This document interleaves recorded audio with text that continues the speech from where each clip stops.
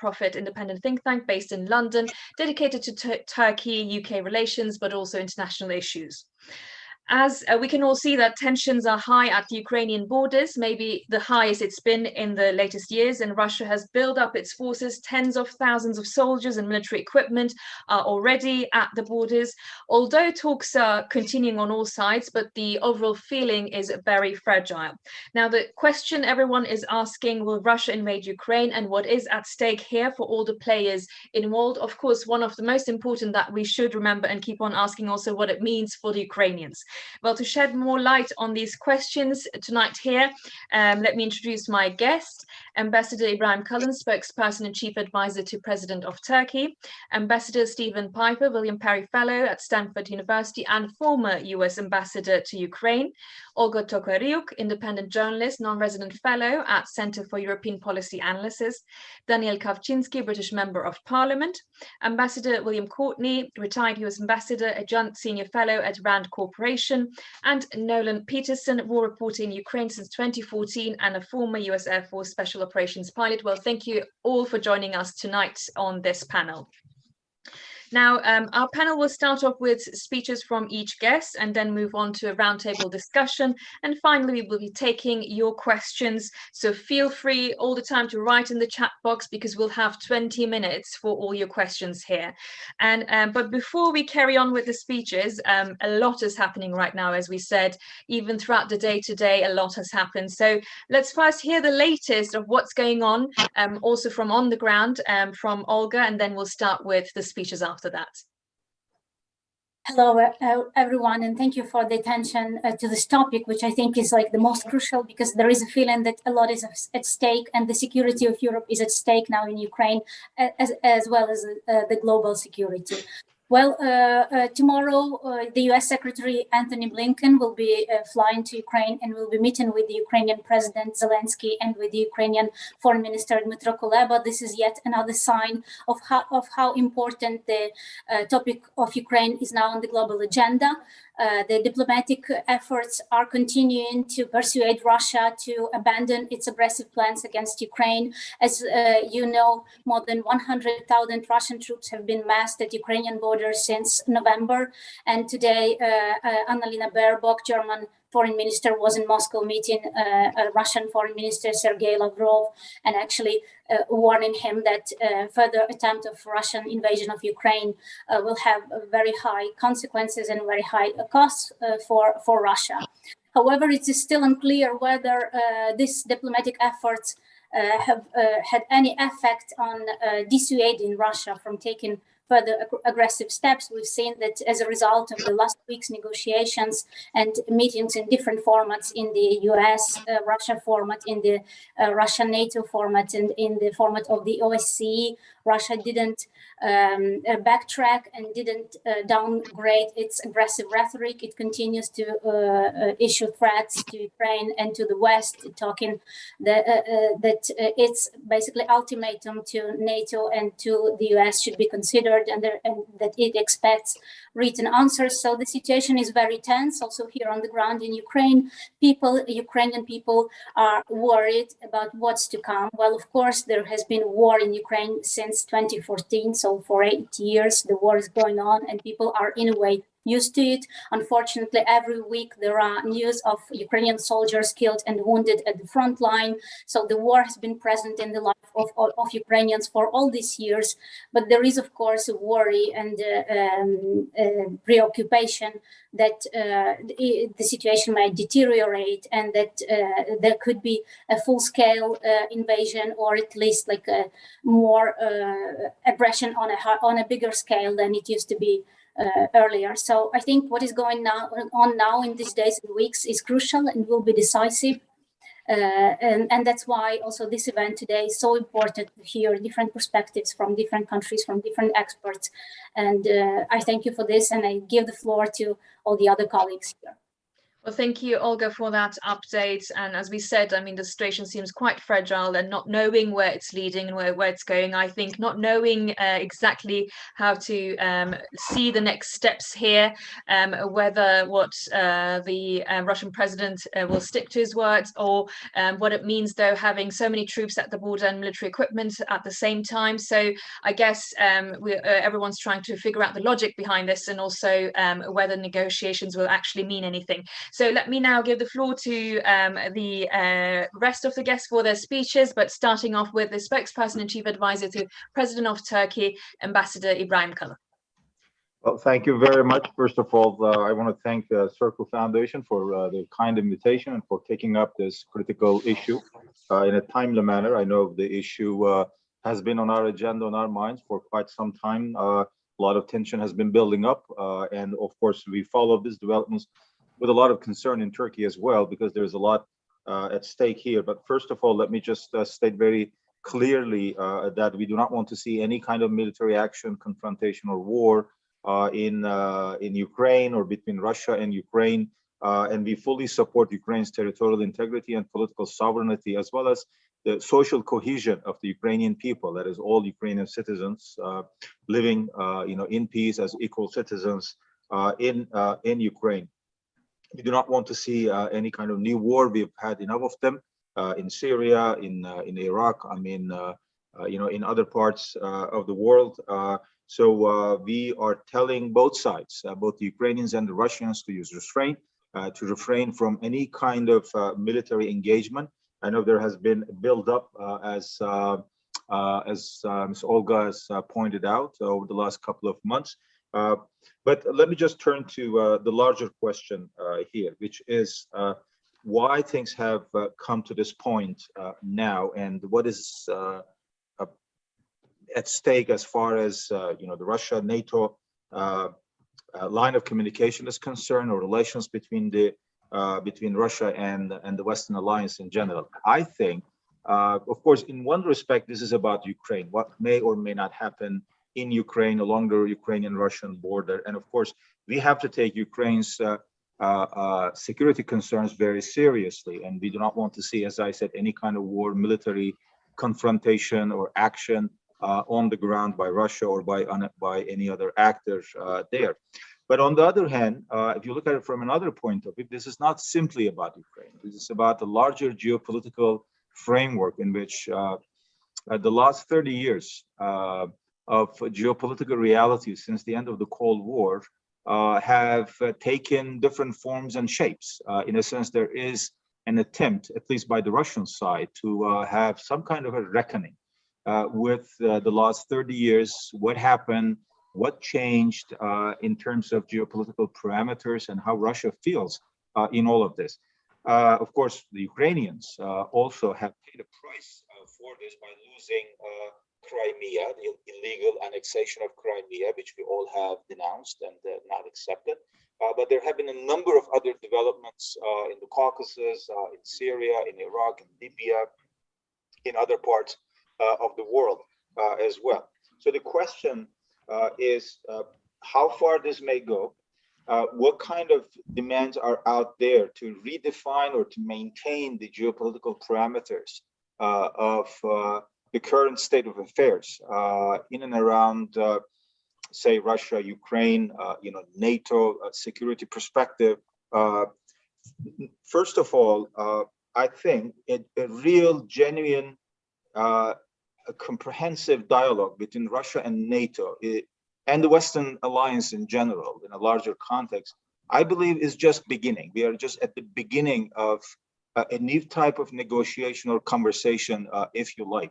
A serious one, a genuine one, not one between, say, Russia and a certain number of countries, but between Russia and the Western allies, particularly, of course, NATO, but also there are other non-NATO members in Europe who are rightly concerned about what's happening there.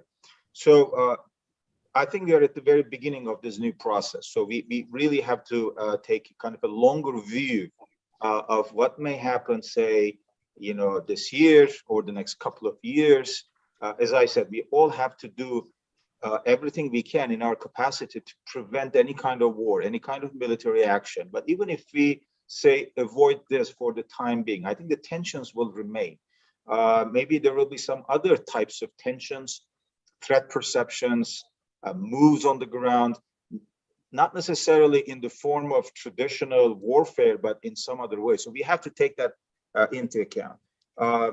Another point I think to remember is that it's really rather counterproductive that this dialogue between Russia and the Western alliance is taking place under the pressure of the Ukrainian issue right now. This should have, of course, started a long time ago. Of course, we know why the dialogue stopped at the NATO-Russia Council. It was because of the annexation of Crimea in 2014. And since then, the Council has not met. I mean, met once or twice in 2016, 17, but very briefly. It did not really produce the kind of deep engagement, comprehensive dialogue that it was designed to continue. So we, I think, have to take this into account and realize that we are all engaged now in this new phase of Russia Western relations. Now, what are the larger geopolitical issues? First of all, I think we all agree that there has been a lack of global equilibrium, geopolitically speaking, over the last 30 years or so. The end of the Cold War was the end of something, but we didn't know whether it was the beginning of a new era, or it was like stopping a war. But then what you do after you stop the war, after you stop the Cold War, what was instituted in its place has remained a big question, of course, not just for the sake of theoretical interest, but in terms of conducting international politics. It's been a big issue. The global order has kind of swung between one pole, two poles, multipolar system, the U.S.-Russia rivalry, or now China joining the process, and EU trying to find a geopolitical and strategic position for itself. Consider all of these things. We can, I think, safely say that the global order, in whatever shape it has taken over the last 30 years, has not produced the kind of geopolitical equilibrium that will bring a degree of stability, predictability, and transparency to what's happening on a global scale. There are, of course, competing security threat perceptions playing out at the moment. If you listen to the Russians, they are concerned that the West is coming at them. NATO or American soldiers are at their door. They are plotting things in their backyard, etc. And if you listen to the Western circles, then they say Russia has been a destabilizing force. It's been a spoiler, doing this, doing that here and there, etc. But at the end of the day, what is really coming out of Western capitals about Russia, and what is really coming out of Moscow and other Russian circles about the West, about NATO, etc., I think have been rather unhelpful, counterproductive in terms of continuing this dialogue and coming to terms with the realities on the ground. That is a kind of a global equilibrium where the Western alliance, NATO, Russia, China, and other big players feel safe enough to engage each other without going into war. Number of other elements, of course, have triggered this process. What happened in Georgia, for example, in 2008 and 9, if you remember, if you go back there, there was that Russian reaction at that time too, that the West was moving too much into Russian hinterland. And the reaction was the Georgian-Russian war, and we all know the consequences. And then there was the Syrian war, which accelerated after 2012-13. There was a kind of international coalition consensus led mostly by Western powers, United States, European countries, Turkey, and others at that time, to bring an end to the bloodshed in Syria. Red lines were crossed. I don't want to repeat what happened. I mean, we all know that history. But the result was that Russia moved in with Iran, seeing that the the so-called Friends of Syria group, led mostly by Western countries, was not going to do what it will take on the ground to change the equilibrium in the war in Syria.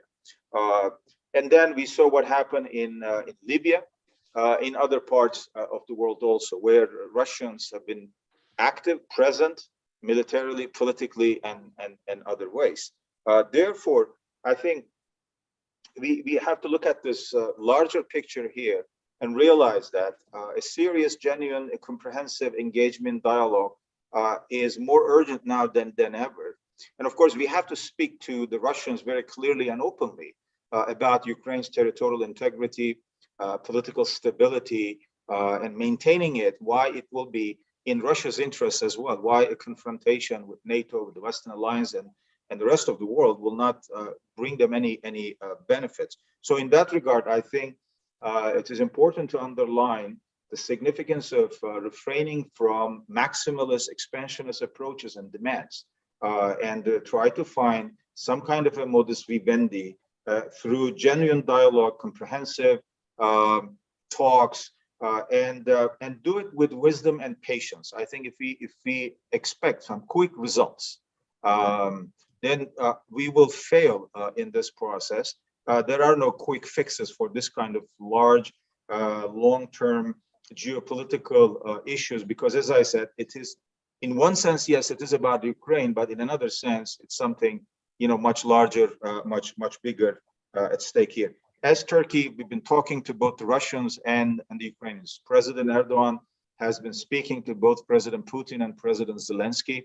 In fact, he even invited both of them to come to Turkey if they want to, have a meeting there, sort out their issues and differences, and Turkey remains available for any role that it can play to lower tensions between Russia and Ukraine. And we do this as Turkey as a friendly country to both Russia and Ukraine, but also as a NATO ally. In fact, in the next couple of weeks, President Erdogan will be traveling to Ukraine to hold talks with President Zelensky there, but also we will remain in close contact with the Russians to avoid any kind of military action whose consequences, of course, will be great and irreversible. So we all have to do whatever we can to avoid that kind of a situation. So let me just stop here with this few remarks and to use the time in an economic way, also an effective way. Thank you for your attention. Thank you, Ambassador Kalin, and let's move on to the next speaker. So we've got enough time left for the questions that are coming in. But as you put it there, we are at the beginning of a new phase, and maybe this new phase is necessary in this geopolitical context. So Ambassador Stephen Pifer, to you. Thank you very much. I've been asked to talk about how the Biden administration is approaching this crisis. And I would say that the crisis came at a time beginning in October, November, when you could actually see some small positive steps in U.S.-Russia relations, building on the meeting between Presidents Putin and Biden in Geneva in June. So there was an expansion of diplomatic channels. The strategic stability dialogue was getting assessed by both sides as being constructive. But of course, this crisis now has come to dominate all else in U.S.-Russia relations. And it's also generated a period of very intense transatlantic consultations, the United States with Europe, but also the United States with Ukraine. As was already mentioned, Secretary Blinken is going to Kyiv tomorrow. But what the Biden administration has tried to do is develop an approach which has a mix of deterrence and dissuasion measures combined with dialogue. And on the deterrent side, the administration's outlined really three sets of consequences that would follow were Russia to take military action or a new military action against Ukraine. One would be more punishing sanctions. They have not provided a list, but they do say that these sanctions would be far more punitive than sanctions applied to date. Now, the Russians say they don't care about sanctions, that they have no real effect. I've actually seen, some economists say that, in fact, the impact of the sanctions is costing Russia maybe 0.75% to 1% of its economy, which in an economy that is not growing very much is significant. Moreover, after the December 30 phone conversation between Presidents Biden and Putin, the Kremlin statement said that if there were sanctions, that could lead to a rupture in relations. And that certainly suggests to me that the Russians care about more sanctions. The second set of consequences would be greater Western military assistance to Ukraine. I do not expect American and NATO forces to enter Ukraine to fight for the Ukrainians. President Biden has ruled that out for now. But I do expect that you would see the United States and other NATO states providing assistance in arms to help the Ukrainians defend themselves. U.S. military assistance to Ukraine since 2014 has come to about $2.5 billion. That continues, and there are now some reports that some of that assistance is helping to prepare for guerrilla operations should that become necessary in Ukraine. And then the third set of consequences is that NATO would bolster its military presence on its eastern flank. Remember, there was no NATO military presence on the territory of countries that entered the alliance after 1997 until 2014. Once Russia seized Crimea and then used military force in Donbass, you then saw NATO deploy small multinational battle groups in each of the Baltic states and in Poland. The Russians don't like even that, but I think there is an expectation that if the Russians now again use military force against Ukraine, there will be requests from the Baltic states and Poland for a greater defensive presence, and Washington has indicated it would respond positively. So I think those costs that would be imposed by the West are significant, but the main cost, if there's going to be a Russian military attack, would be imposed by the Ukrainian military. The Ukrainian military is much better than it was in 2014. It has tens of thousands of troops with combat experience. And there are hundreds of thousands of veterans who also had spent time along the line of contact facing off against Russian and Russian proxy forces. Now, at the end of the day, the Russians may prevail, but I think the Russians are going to pay a price if they do. And although it may be popular in Russia for Vladimir Putin now to be taking a tough line and showing himself to be a tough leader, I'm not sure if that continues if all of a sudden the price becomes Russian soldiers coming home in body bags. So it seems to me that when I look at these costs, they would outweigh any benefits the Russians might hope to achieve. But let me also say, I have not been the best predictor of the logic that drives Vladimir Putin. So I do not exclude that the Russians will use military force. The Russian military is certainly preparing to conduct major military operations. And the West would be wise to assume the worst and do everything it can now to deter and dissuade the Kremlin from attacking. Now, in parallel, the Biden administration has also tried to pursue this path of diplomacy. You saw 3 engagements last week, U.S.-Russian. There was the NATO-Russia meeting. There was the Organization for Security and Cooperation in Europe meeting. Secretary Blinken now plans to meet with Foreign Minister Lavrov on Friday. So that engagement continues. But I think after last week's discussions, we saw that there were several things NATO is not prepared to agree to. Even though at this point in time, there's no enthusiasm within the alliance for putting Ukraine on a membership track, NATO is not prepared to forswear further enlargement. Moreover, NATO is not prepared to remove forces from the territory of allies that joined the alliance after 1997, and it's not prepared to end all military-to-military contacts with former Soviet states such as Ukraine. Now, some elements in the draft agreements that the Russians proposed in December could provide a basis for discussion and even negotiation, including expanding NATO-Russia contacts, this question of missiles in Europe. I think there's a legitimate Russian concern there, provided the Russians also respond to legitimate Western concerns, and the question maybe of limits on exercise and size and scope. And this could be a basis if there was a readiness in Moscow to address reciprocal Western concerns. And there might even be a room for a broader dialogue on European security architecture, though I would not expect NATO to deviate from some of those points it made last week.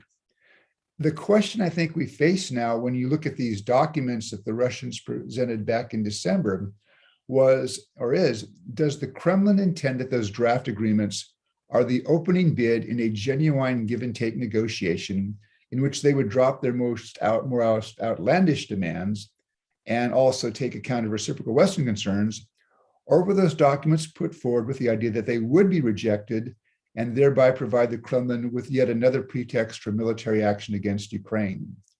And I think the choice now, really, we're looking to see what is the Kremlin going to do. I very much hope that the Kremlin will opt for dialogue, but a number of analysts, and I would put myself in that group, are growing increasingly pessimistic that in fact what the Russians intend is to set the stage for military action against Ukraine. Let me add one note is that the Kremlin has tried to frame this crisis as one between Russia and NATO, and I don't think that's a correct framing. NATO enlargement since 2004, and bear in mind, President Putin actually, when NATO announced the 2002 round of enlargement, expressed no discomfort with that.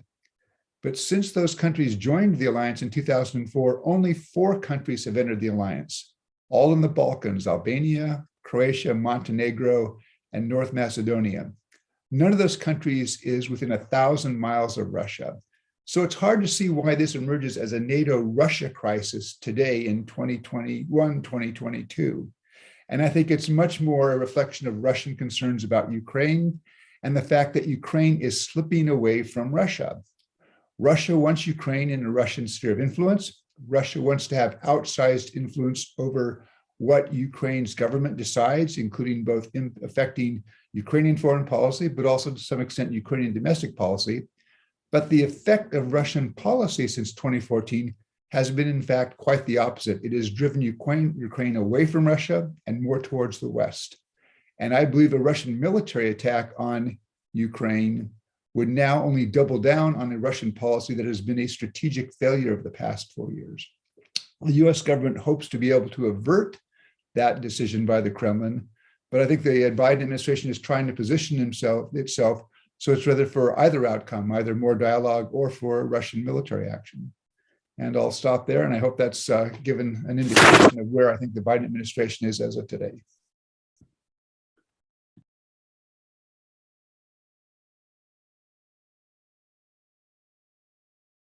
Am I unmuted now? Yes, I was saying thank you very much, Ambassador Pifer, for that, but the questions will be coming anyway, so even if we stop there. And moving on to the next speech will be by Daniel Kavinsky, British Member of Parliament. Well, I'll take it from the words of Ambassador Pifer, where he said, why does it emerge as a NATO-Russia crisis when it could be about Ukraine, especially looking at Russia seeing Ukraine as the little brother. So, Daniel, floor is all yours. Thank you. Can you hear me? Yes. Okay. In advance of this speech, I looked at the Black Sea, 5,800 kilometers of coastline. Russia has 800 kilometers of coastline, which represents only 13% of the Black Sea. And yet it is trying to turn the Black Sea into sort of Russian lake.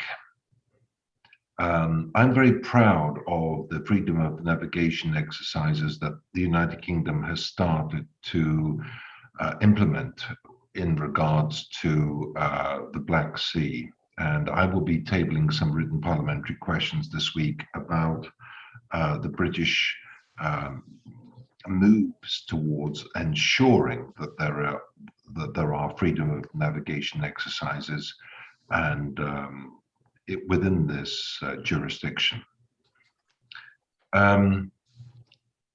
Margaret Thatcher and Ronald Reagan taught us in 1984 that the only way that you can actually deal with the Russians is through a position of strength.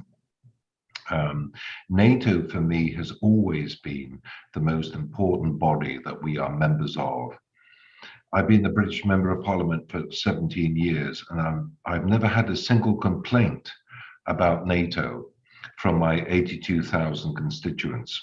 Many complaints about the European Union, but not a single complaint about NATO. And I think that we need to reenact in our generation the concept of what Margaret Thatcher and Ronald Reagan taught us, which is strength of purpose through NATO. That is why I have been speaking recently in the House of Commons about the need to take on these Russian aggression and actually have a strength of purpose through NATO in terms of inviting Ukraine and Georgia to join. Now, there are many Conservative MPs who say to me, no, that is a step too far. We cannot invite NATO. We cannot invite Ukraine and Georgia to join. Well, we had the same siren calls in 1999 when Poland and the Czech Republic joined NATO and others. And we had the same siren calls in 2004 when Romania and Bulgaria joined NATO. And yet it did not lead to a World War III, and it did not lead to conflagration within our continent because of those bold and courageous moves that we implemented in 1999 and 2004 in terms of allowing and encouraging European counterparts to join, whether it's Poland, Czech Republic, the Baltic states, Romania, or Bulgaria. So for me, it's always been about NATO, common purpose and strength, sense of purpose through NATO.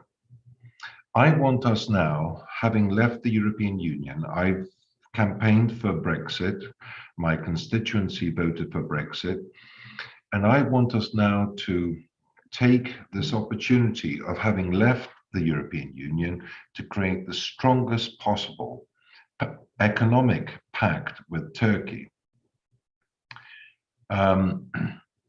strengthen the concept of NATO within, strengthen the concept of trade and cohesion within NATO, so that we should all be using 5G from the Americans. We should all be making sure that our energy supplies come from fellow NATO partners, and strengthening and galvanizing the whole concept and purpose and objectives and long-term vision and long-term strategy through NATO. As the first ever Polish-born British Member of Parliament, I'm very proud of the lead that Poland has taken through buying liquefied gas, building liquefied gas terminals on the Baltic coast, buying liquefied gas from America, building a pipeline to Norway, a fellow NATO country. So the whole concept has to be, how do we are part of an exclusive club, 30 members, the recent of which has been North Macedonia, the most exclusive, the most powerful military alliance during the course of our lifetimes, and strengthening this body as the optimum body to navigate and lead us through our generation on our continent. I haven't had a single complaint about NATO in my 17 years as a member of parliament. I've had many complaints from constituents about the European Union, but never a single problem about NATO. And what I want to say to you is this: the European Union is actually seeking to undermine NATO. They want to create an artificial supranational state with one flag, one foreign policy, one parliament, one EU army, and all the rest of it. And that is the single greatest threat to the cohesion and security of our continent. What we need to do, and this is something that I was talking to the Turkish ambassador this afternoon when I met him, is we need to completely change the narrative and dynamics of how our continent functions. We are now, outside of the European Union, going to engage with our Turkish counterparts, a country that has attempted to join the European Union in 1962 and has been treated in the most appalling way by the European Union over the last 60 years. And we need to now demonstrate to the Turks that we can protect each other through NATO, and we can engage with one another, free trade, free exchange of goods and services, engage with one another, and protect the whole concept of NATO without either of us being subsumed into an artificial supranational state. That is the concept that I want you to understand, because for me, the whole nature of the way that we approach Russia is through cohesion, through strength, through unity of purpose, through a solid common voice. That is what Margaret Thatcher and Ronald Reagan taught us in the mid-1980s. And I'm afraid we are moving away from that because of the divergence of approach between the European Union and NATO.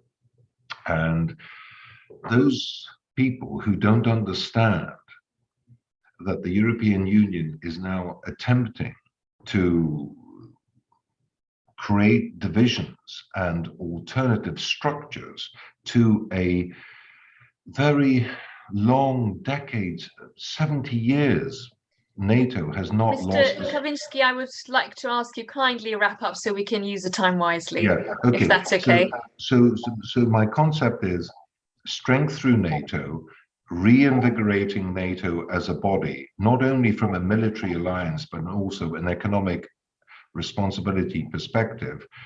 That is the way forward, and not being subsumed into the concepts of the European Union. Thank you.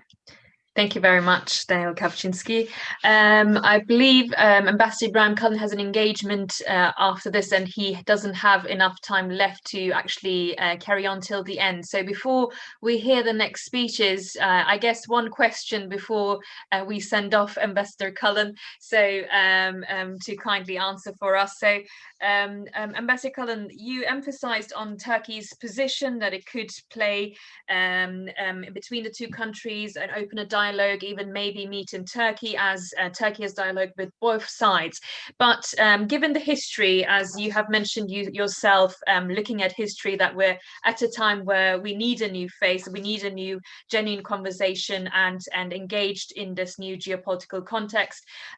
Given the history, though, have we learned lessons? Has Russia learned lessons? Can we trust it? And what is the real red line here? You are on mute. You have to unmute, Ambassador Kalin. Okay, here, yeah, all right. Yes. Well, it's not that easy, of course. I mean, we have had this experience with Russians in Syria, you know, in Crimea, in Libya, a few other places. I mean, our differences of opinion on certain issues are well known. We do not see eye to eye with Russia, for example, over the Assad regime. Or Haftar in Libya, or Crimea and other issues. Nevertheless, we have been able to find a way to manage relations in a constructive way. Our president has been able to develop this relationship with President Putin, where the two leaders discussed these issues very openly and honestly. And our president has raised, for example, the Ukraine issue a number of times, again, in a very clear manner. And of course, we will continue this conversation. So it's not easy. I'm not saying that you can do all this in one meeting or in one series of meetings. That's what I said. I think we are just at the beginning of a new phase of a new set of relations, engagements with Russia. It will take some time. And of course, in the meantime, as I said, I want to underline again that we have to make sure that no Russian military invasion of Ukraine or no political instability coming out of this crisis and creating more problems and costs for Ukraine, because Ukrainians have been paying a lot of price already.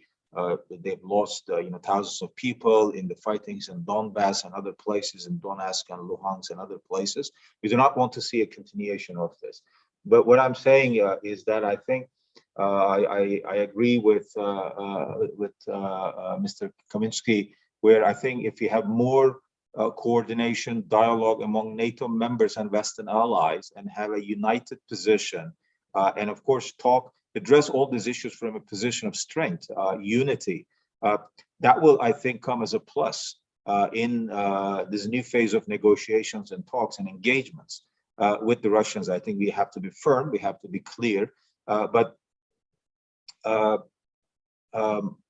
also agree with the analysis of Ambassador Pifer that the Russians probably take the sanctions threat less seriously than some might think. They probably calculate that they can live with them up to a certain point. So that couldn't be the only way the only language to use at this point. Firmness may come in different ways and forms. I think further engagement, as I said, some of these things have been kind of delayed, rather late in the coming.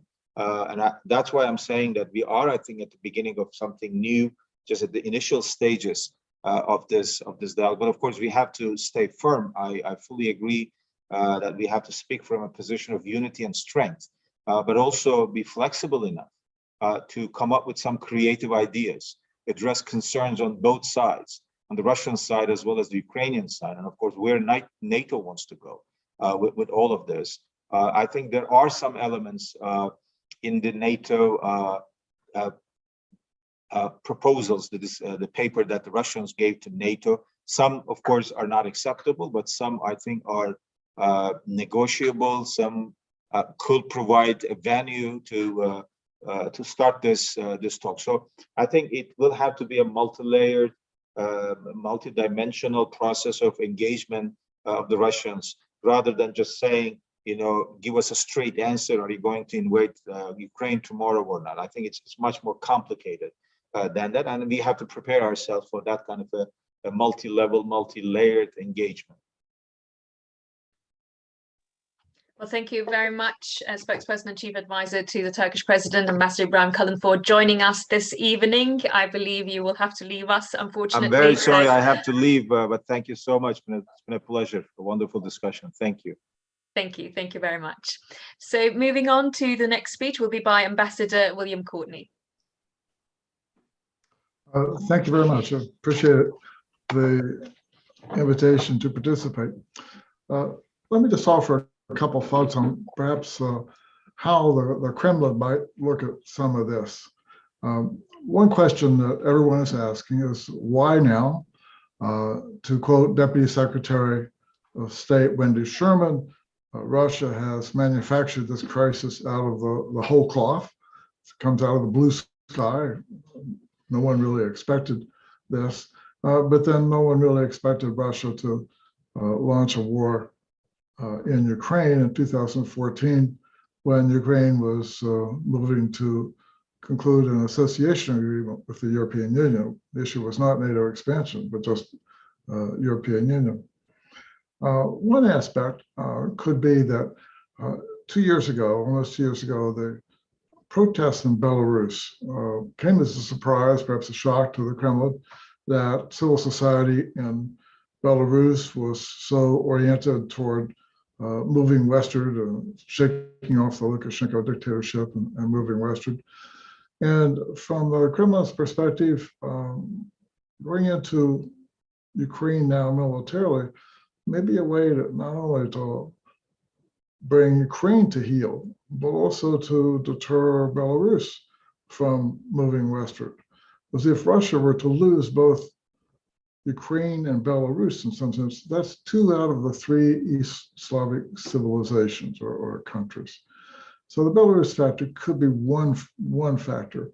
Another factor could be the Kremlin has been propounding the thesis for some time now that the West is in decline, that the West is divided, that the West is polarized, and it may believe that the correlation of forces, as the Russians call it, is now more favorable than it might be later when Ukrainian forces are stronger, or when Ukraine and Belarus may have made changes that could take them further westward one way or another, or Lukashenko's become weaker, harder to protect. So the Kremlin could be calculating the correlation of forces now may be the best to pursue this. But these are just guesses. So it's very hard to know what the Kremlin's thinking. From a risk standpoint, there are a couple of considerations the Kremlin might be bearing in mind. One is, in some respects, the Kremlin has painted itself into a corner or climbed out on a limb, depending on the metaphor you prefer. And it's done this a couple times before. One was in 1962 in the Cuban Missile Crisis. Nikita Khrushchev's Politburo decided secretly to deploy nuclear forces in Cuba, got caught by the U.S. and ended up retreating. That was perceived by the Soviet military at the time and Soviet leadership as a humiliating retreat. 2 years later, that may have been one of the reasons why Khrushchev was ousted from power. Another example is in the early 1980s. Let me just go back one step. Now, one reason that Khrushchev may have undertaken that chance in 1962 was that in a summit meeting with John Kennedy in 1961, Khrushchev kind of browbeat him, and he perceived that Kennedy was weak. And then a couple months after that, the East Germans started building the Berlin Wall, and the West didn't do anything to stop it. So Khrushchev may have believed that the US was weak. Second example is in the late 70s, early 1980s. In the 1970s, somewhere in the mid 70s perhaps, when the US had pulled out of Vietnam in defeat, and there was a widespread perception internationally that the US was in retreat, if you will, was weaker, the Soviets decided to deploy secretly SS-20 intermediate range missiles aimed at Europe and at Japan. The Soviets apparently thought that Soviet Union could get away with these deployments, and that the Soviet Union could dissuade Europe and the United States from countering those deployments through their own military efforts.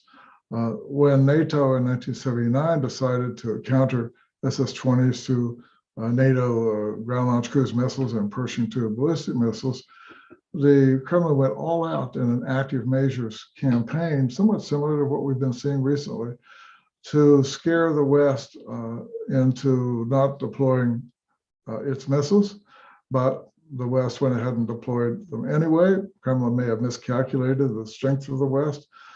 And a couple of years after that, the Brezhnev-era Politburo that had made those decisions, thinking it could scare the West, it was out of power. And a liberalizer, Mikhail Gorbachev, came to power, and of course later negotiated a treaty with Ronald Reagan to eliminate those weapons on both sides. So in both cases, the Kremlin miscalculated, underestimated the strength of the West, of the United States, went out on a limb, and ended up having to retreat in both cases. And in both cases, it's possible that those issues affected Khrushchev's ouster of power and the end of the more conservative Brezhnev era type leadership in the Politburo. So the Kremlin might be looking at retreats from situations like this as involving some risks to their own power in Russia. Another aspect of this could be that the Kremlin is thinking about, well, if it does invade Ukraine, what would be the risk calculus there? Well, the Kremlin might have limited objectives, such as creating a land border down to Crimea, including enough land in southern Ukraine to be sure it could take water from the Dnipro River to provide water for Crimea, which is parched. It could be that Russia has a broader objective, hoping to go all the way to the Dnipro River, take half of Ukraine, perhaps even take Kiev, the capital, as well. It may think that that would be able to bring Ukraine's government to heel, that Ukrainians would give up trying to go westward, and that this would send a signal to Belarus that Belarus is not going to be allowed to go westward. So it may see some advantages there. But on the other hand, the West is more unified now than it was in 2014 with regard to sanctions on Russia. And those sanctions could be quite strong, in particular limiting Russian banks from having access to Western financial resources or transactions. that could have a significant impact. As Ambassador Pifer pointed out, there was a decrement to Russia's GDP from the financial sanctions in 2014. That decrement could be bigger now. And this could be sensitive for the Kremlin because since 2014, living standards in Russia have declined. In 2018, when the Kremlin proposed a pension reform, widespread protests broke out all over Russia, and those seemed to surprise or shock the Kremlin. And since then, the Kremlin has accelerated a crackdown, if you will, on civil society. So it might be running a little bit scared about the impact of lower living standards. So greater sanctions could further, probably would further lower living standards in Russia. So that's one risk that Kremlin would have to think about. And then secondly, while Ukraine's army probably cannot defeat or halt Russia's aggression the way it did in 2014 when Ukrainian civilians, especially halted the Russians in the Donbass. If the Ukrainians think they can't defeat Russia, their strategy might be to maximize casualties, because as was pointed out, there is sensitivity coming from the war in Afghanistan in the 1980s to body bags coming back to Russia. So that too could be a sensitivity for the Kremlin. So while the Kremlin may see advantages in invading, from standpoint of its own political support at home with lower living standards, body bags, there could be risks there as well. So all in all, when you look at both the risks of defeat, or not defeat, but withdrawal, if you will, or the risk of invading, the risks in both cases are greater than if Russia had not created this crisis in the first place. Thank you. Thank you very much, Ambassador Courtney. I see that when we're talking about Russia, 5 minutes is never enough for speeches. So I guess one of the things that comes out of it, even if when someone is painting the bigger picture here or possible scenarios, that how unpredictable it all looks. Moving on to Nolan Peterson, and I guess it would be good to ask already now, as we don't have a lot of time left. So I want to take questions also from the viewers who have been writing in the chat box. So the question would be, as a war reporter yourself in Ukraine and a former US Air Force Special Operations pilot, what is your prediction and your expectation of Russia invading Ukraine? How do you see it, and how is it looking on the ground right now? Okay, I had prepared some remarks that I'd like to read. But first of all, thank you. It's an honor to be included in this prestigious panel today. It's a scary time here in Ukraine right now, and that's saying a lot, because the last 8 years have not been easy for this country. Since covering this war since 2014, I've experienced a type of combat which exceeded in intensity anything I ever experienced in Iraq and Afghanistan as a special operations pilot and as a journalist covering both of those wars. Heavy artillery, rocket attacks, trench warfare, a civilian airliner shot from the sky. In September 2014, I witnessed tank combat in the city of Mariupol on Ukraine's southern coastline. And today, nearly 8 years after the war began in 2014, Ukrainian troops remain in daily combat against a combined force of Russian regulars and local conscripts drawn from the Russian-occupied territories in Ukraine's eastern Donbass region. An uneasy stalemate has lasted for years, yet with two of Europe's largest land armies trading fire every day in the Donbass, there has always been a chance that this static, stalemated war could escalate into a far bigger and deadlier disaster. And today, I fear that we are on the precipice of that nightmare scenario.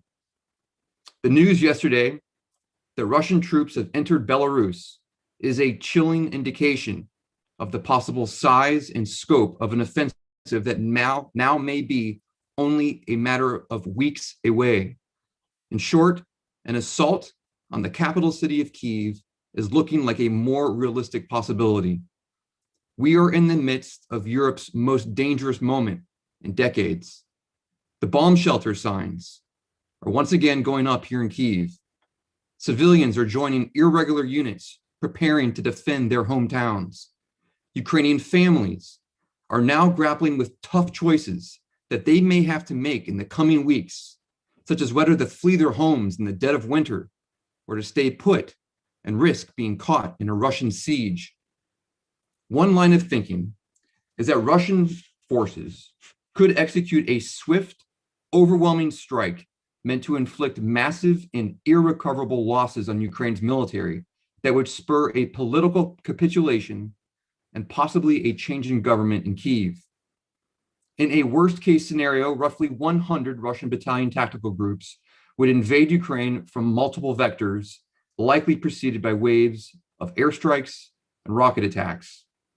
Due to that threat, Ukrainian defense officials have already increased air defenses at key locations across the country. And here in Kyiv, like I said, city officials are preparing bomb shelters and reviewing evacuation plans for a city of roughly 3 to 4 million people. At first, most Ukrainians were skeptical about the likelihood of a full-scale Russian invasion this winter, but the mood has shifted, and many people now believe that a wider war is possible. Moreover, at least 1/3 of Ukrainians, according to recent polling, are ready to take up arms and resist a Russian invasion by force. And this isn't bluster. Ukrainians do not have a naive or romantic attitude about what war is. When Russia invaded in the summer of 2014, Ukraine's regular armed forces could muster only a few thousand troops who were ready for combat. So Ukrainian civil society launched a grassroots war effort, forming a coalition of civilian volunteer battalions. These units comprised men and women, young and old, both native Ukrainian and Russian speakers from all regions of Ukraine.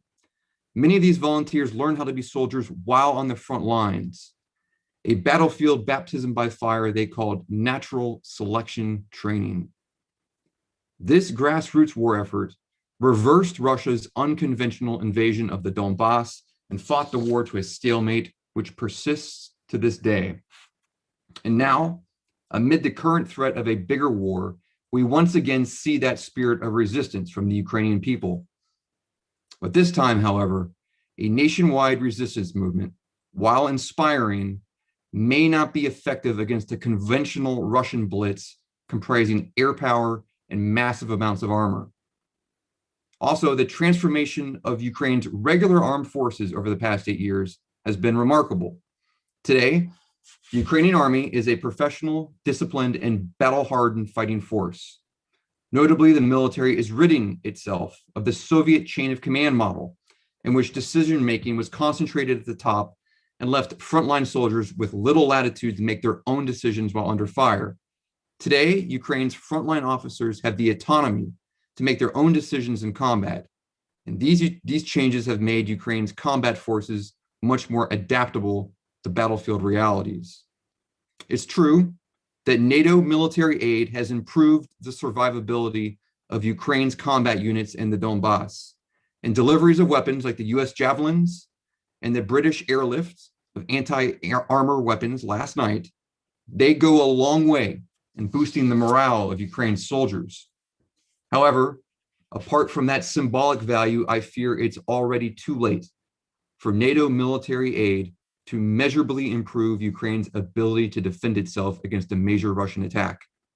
At this point, NATO and the EU should also consider preemptive deliveries of humanitarian aid to prepare for the possibility of millions of displaced people in the dead of winter, a potential refugee crisis of historic proportions. Ukrainians have the will to fight. They've proven that. And NATO support in any form, whether through diplomatic gestures or weapons deliveries, sends a strong signal to Ukraine's soldiers and civilians that they haven't been forgotten and that their dreams of democracy and freedom are still worth fighting for. And that's a message the whole world needs to hear. Remember, 1 human lifetime ago, Ukraine was on the deadliest battlefield of the deadliest war in human history. No one should think that another war like that is impossible, or that the events of our time are somehow immune to history's cycles of war and peace. In his novel, For Whom the Bell Tolls, Ernest Hemingway wrote, "If we win here, we will win everywhere." And I can't think of a better way to explain why Ukraine's fate matters to NATO, the United States, and democracies around the world.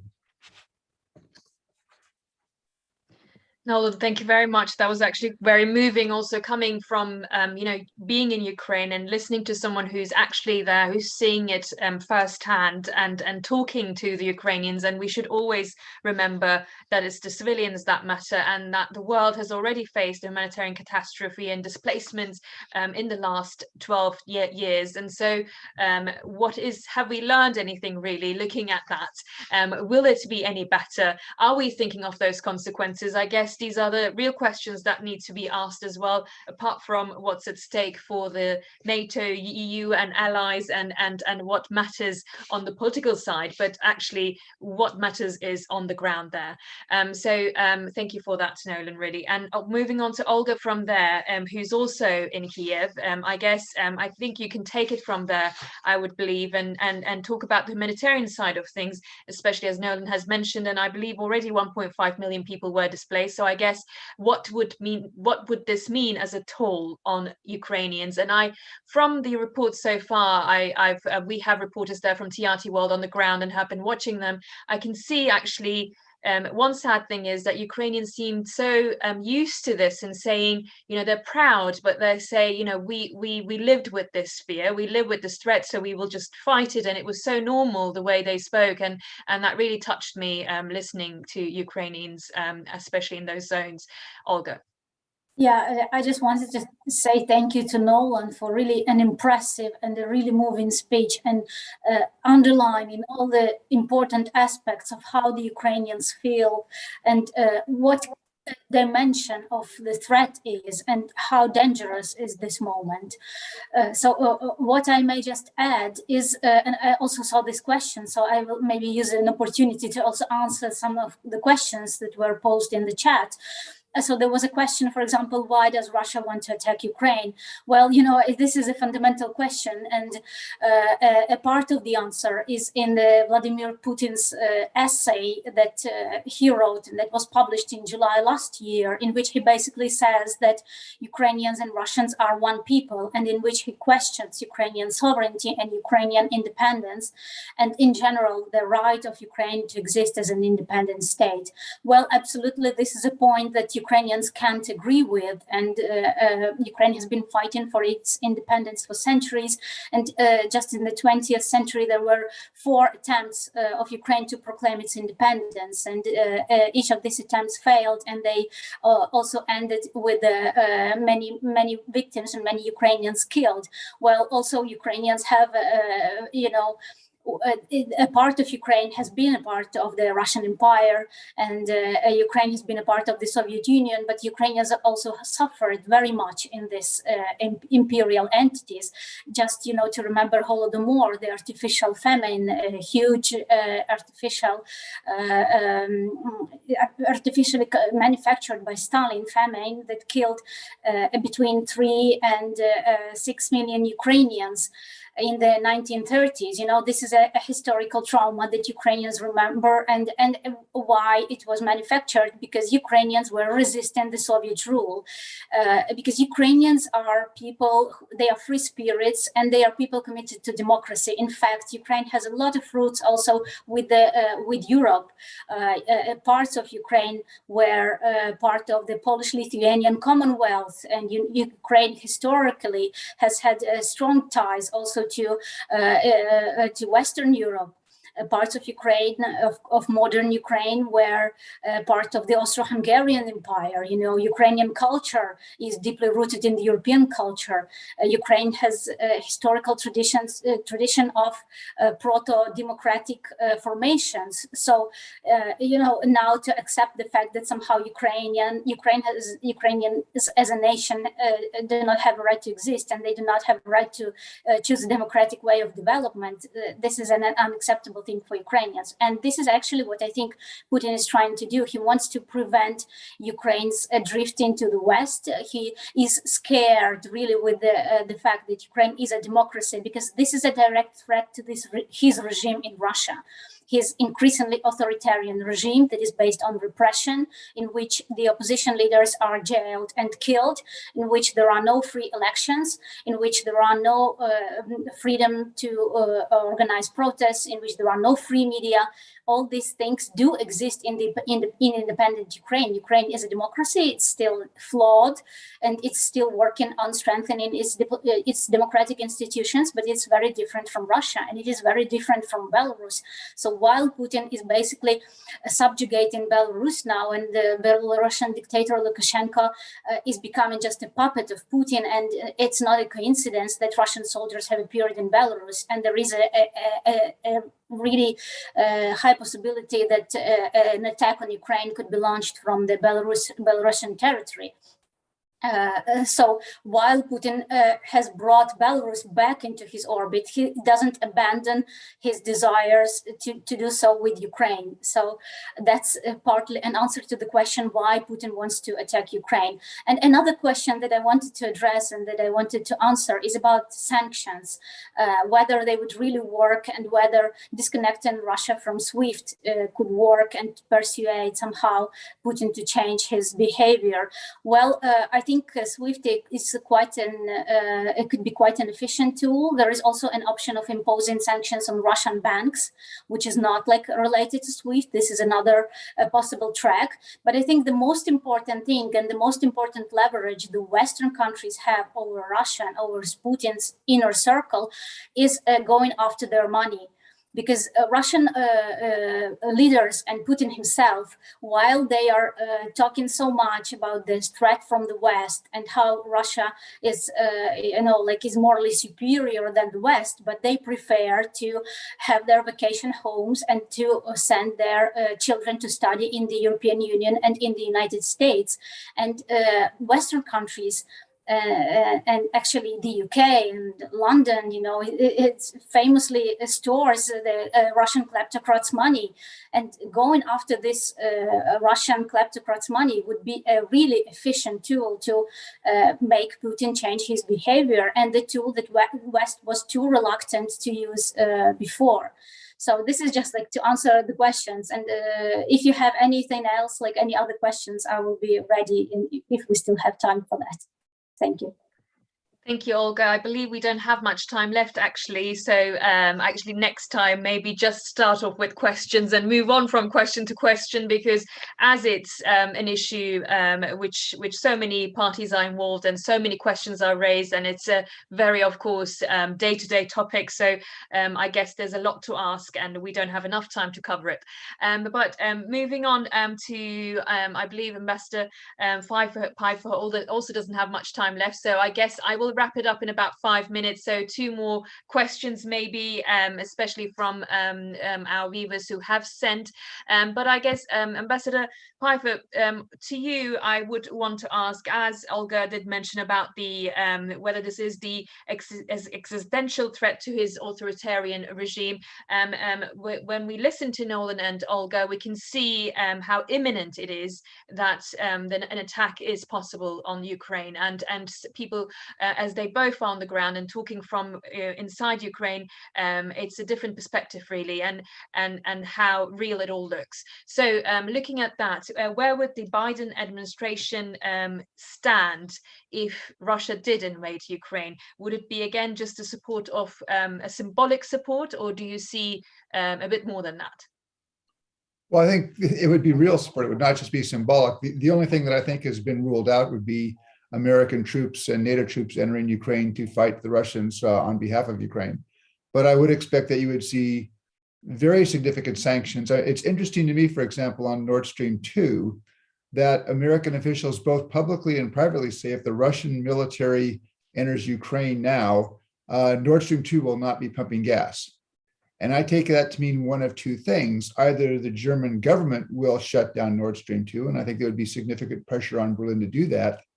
Or if the German government does not shut it down, you would perhaps see a Biden administration that was no longer prepared to waive sanctions against any European company doing business with Nord Stream 2. I think that would be painful. I think there are things, even short of kicking the Russians out of SWIFT, that could target individual Russian financial institutions, target exports of high tech to Russia. There are things that can be done that would be very painful. But also, the Biden administration has been careful not to say it's not just about sanctions. You've seen now, I think, actually, from what I'm just following on the internet, there have been, I believe now, 5 special RAF C-17 flights in the last day and a half to Kyiv, reportedly bringing in defensive equipment, including light anti-armor weapons. The United States, I believe, is similarly providing assistance to Ukraine. So there's efforts. And what the message of the Russians has been that if you go into Ukraine, those efforts to provide military assistance to Ukraine will only increase. And again, the Russians don't like any NATO presence on their flank, but that's going to go up because countries such as the Baltic states and Poland will be understandably more concerned about Russia if Russia now launches a new attack on Ukraine. So the administration has tried to point out that there are some very significant costs that the West can impose. It's not yet clear, whether that's going to, change the minds in the Kremlin. I think there's still hope that the Kremlin will back down. It may well be that at this point in time, Vladimir Putin has not yet decided what he wants to do. This is somebody who likes to have options. Certainly the Russian military now is creating for him the option for a major military assault on Ukraine. But if he has not yet decided, I think it's important that the West do everything that it can to try to dissuade him from a decision, which I think would be both a tragedy for Ukraine, but I think also would end up being a tragedy for Russia. Thank you very much, Ambassador Pifer. So I'm going to move on a little bit quickly now so we can cover a little bit of questions. I think Daniel Let me apologize, but I have to drop off now for another Okay. Well, thank you very much for joining the panel. I know it's a long one and we have time differences as well. So thank you. Thank you. So moving on, I believe Daniel Kawczynski, you've had a couple of questions you would like to answer from the chat box you've looked at. I believe the questions our viewers have been sending. So I will also involve in that one. When you heard the gas pipeline issue, you were nodding your head. So I believe that's another question on the European side of things. As someone has already asked, Irene Jarosevich, Germany appears to be the weak league in Western resolve to limit Putin's ambitions. Does Germany not understand, except that Putin's subjugation of Ukraine not only threatens long-term European stability, but also is a strong strike against the rules-based international order? If no, then what does Germany view as reasonable, acceptable solutions to Putin's aggressive ambitions? Yes, well, somebody has said that they don't welcome my political broadcast. An anonymous source. What I would say is this: we need the strongest possible divergence of views when we are up against this extraordinary threat to our continent. And I would only reiterate what I said before, which is namely that there is going to be, within our lifetimes, within our generation, a huge divergence between the attributes and the perspectives of the European Union and those of NATO partners. And there is no greater perception of this than the Nord Stream 2 pipeline. Germany has decided to put at risk our fellow NATO partners in Central and Eastern Europe, Poland, the Baltic states, and more particularly Ukraine and others, in building a direct pipeline to Russia. Germany has given Russia an umbilical cord to the very beating heart of our continent and facilitating the opportunity for Russia to coerce, blackmail, and manipulate the energy market for our continent. That is in stark contrast to Poland and Croatia. I've just done a report here in the House of Commons on the 3 Cs initiative.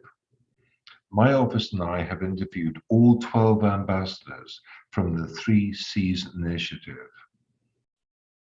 And we have heard their perspectives and narratives as to what it is like for them to be bordering or close to Russia. I'm very proud of the fact that Poland has invested hundreds of millions of dollars in building a liquefied gas terminal at Świnoujście, which seeks to import liquefied gas from America, a fellow NATO country, and is building a pipeline directly to Norway. Croatia, the other instigator of the 3 Cs initiative, the other co-partner of the leadership of the 3 Cs initiative, has also built a liquefied gas terminal on her coastline in order to import liquefied gas. That is in stark contrast to Germany, that is giving Russia unprecedented access to our continent. Let me finish by saying this. President Trump at a breakfast, former President Trump, at a breakfast meeting with Jens Stoltenberg, and I'd like you to Google the meeting. It's a very interesting meeting, which I have watched many times, said this: you expect us, Americans, to send troops to Central and Eastern Europe to defend and protect these countries, and yet you allow Germany, a NATO country, to completely bypass and ditch that common energy perspective from a NATO perspective to build a pipeline directly to Russia, which impedes and threatens the energy security of our NATO partners in Central and Eastern Europe. This is what our generation is facing. The malevolence of Brussels and the European Union in seeking to undermine the cohesion, union, and strategy of NATO partners. I can't begin to tell you what a battle of wills this is going to be for our continent over the coming decades. And if we push away those 6 countries that are inextricably linked to the common defense of our Europe, that are not members of the European Union, America, Canada, Iceland, Norway, Britain, and Turkey, then you are really starting to create a situation on our continent which is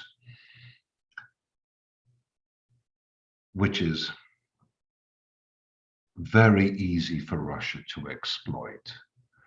I want to end by saying that the European Union, its long-term objectives and narratives, is the greatest threat to NATO that I have seen in my lifetime. And if countries like Britain and Turkey and America don't understand that, then there will be significantly detrimental impacts for our continent and America going forward. Thank you. Thank you very much for that, Daniel Kaczynski.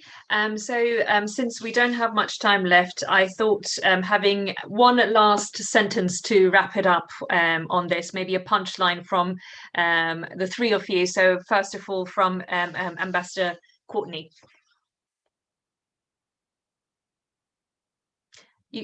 Could you unmute, please, Ambassador? Sorry. Well, I don't have a punchline. The question of whether the Kremlin has made a decision, what the decision is, our ability in the West to predict these things has not been great. We didn't predict the Cuban Missile Crisis, for example, or the erection of the Berlin Wall. So I think we just have to wait and see and prepare. Olga, moving on to you. Yes, well, Thank you for organizing this discussion. And these are really difficult and anxious days being here in Ukraine and watching all the developments, like a lot of uncertainty over what the next moves of Russia would be. And I just want to stress that Ukrainians are really willing to resist any further Russian aggression and Russian attacks on Ukraine. It will not be an easy walk for Russians. It will be, if they decide to invade Ukraine, there will be a lot of deaths and a lot of destruction and a lot of people fleeing. So that there will be really a huge catastrophe in terms of humanitarian situation. And I think this should be discussed seriously by all parties, in the West, in the US, in Europe, in other parts of the world. I also think that the possibility that if there is a new Russian attack on Ukraine, that it will not be limited, like the war will not be limited just to Ukraine, is also very real.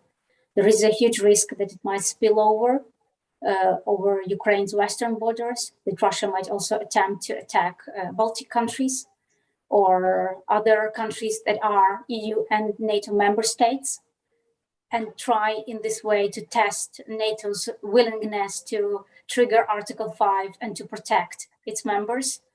So I think it is now, these days and weeks are crucial, and it's very important that the signals that are sent to Russia by the stakeholders, let's call them like this, because, well, as I said before, West has a lot of leverage over Russia. Go follow the money, the first thing you can do, follow the money and